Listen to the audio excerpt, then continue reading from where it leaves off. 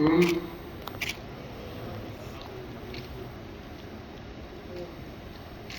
Je suis très ému. Je voudrais commencer par faire une remarque. Je ne pense pas me tromper si je dis que l'université Sun Moon est sans doute la première au monde qui a accepté de poser sa toge, la toge du doctorat honoraire, sur une tenue traditionnelle, comme c'est le cas devant vous ce matin. C'est souvent, en fait, je suis issu d'une communauté saharienne où il est interdit de la lever, sauf lorsqu'on est contraint par la force. Et j'ai eu la compréhension des autorités universitaires pour cette exception. Je les en remercie infiniment. Et c'est la preuve d'une grande tolérance de ce peuple coréen et en particulier de ses autorités universitaires. Je voudrais,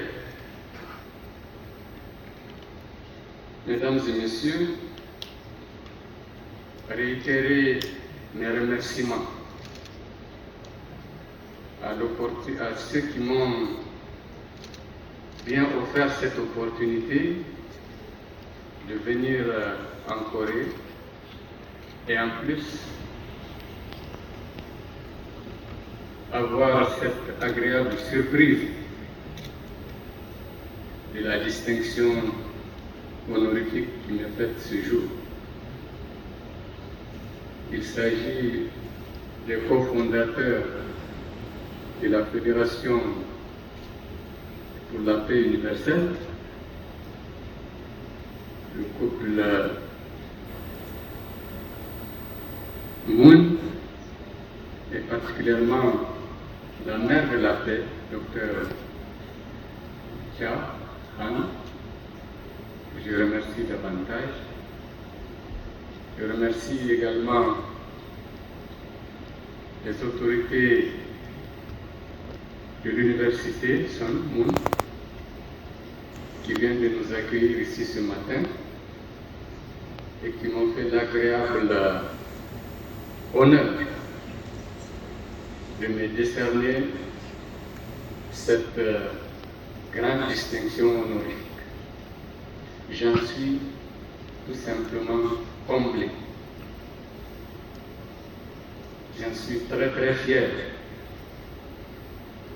Effectivement, j'ai essayé dans toute ma vie d'observer une ligne de conduite allant dans le sens de la paix, allant dans le sens de la non-violence.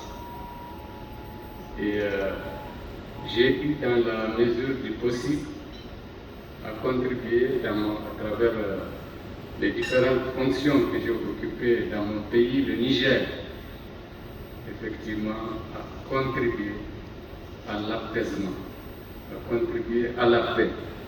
Et Dieu merci, nous avons connu pendant toute cette période d'agitation, à partir des années 2010, nous avons connu quand même une certaine stabilité dans un environnement sahélien très agité. Et jusqu'à présent, c'est certainement un des rares pays qui tient encore debout devant la poussée des extrémismes violents, des différents trafics qui sèment la terreur dans cette partie du monde.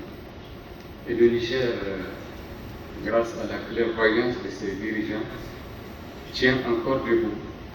Et nous pensons que nous allons poursuivre ce combat pour que la paix finisse par régner dans cette partie du monde.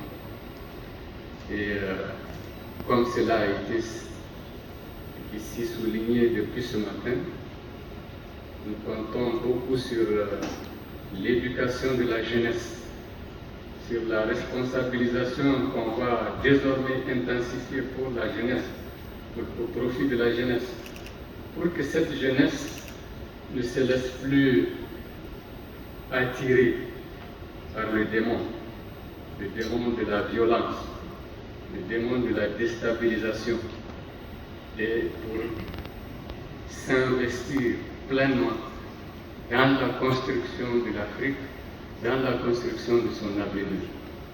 Donc voilà notre objectif principal auquel nous allons continuer d'œuvrer inlassablement dans notre sphère de responsabilité. C'est vrai qu'aujourd'hui je suis à la CENSAT qui regroupe 25 pays, plus de la moitié pratiquement du continent africain.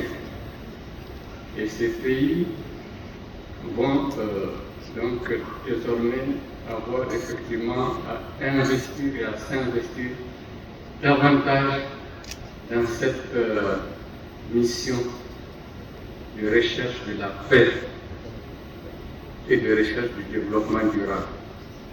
C'est ça la vérité, c'est ça l'essentiel pour nous. Nous ne voulons pas faire de la politique politicienne, nous voulons construire une Afrique forte, avec des États forts et en paix surtout, et stable. Voilà, je remercie tout simplement encore une fois Monsieur le Président et les autorités de l'Université Saint-Louis pour ce grand honneur qu'ils me font, qui va rester certainement, va être pour moi inoubliable. Mais comme je l'ai dit tout tantôt, certes, je porte la décoration, je porte la distinction, mais je la dédie à la jeunesse, et particulièrement à la jeunesse africaine et à la jeunesse de la CENSAT. Voilà tout ce que je pourrais vous dire avec toute l'émotion qui m'étreint. Je vous remercie infiniment de votre aide. Merci beaucoup.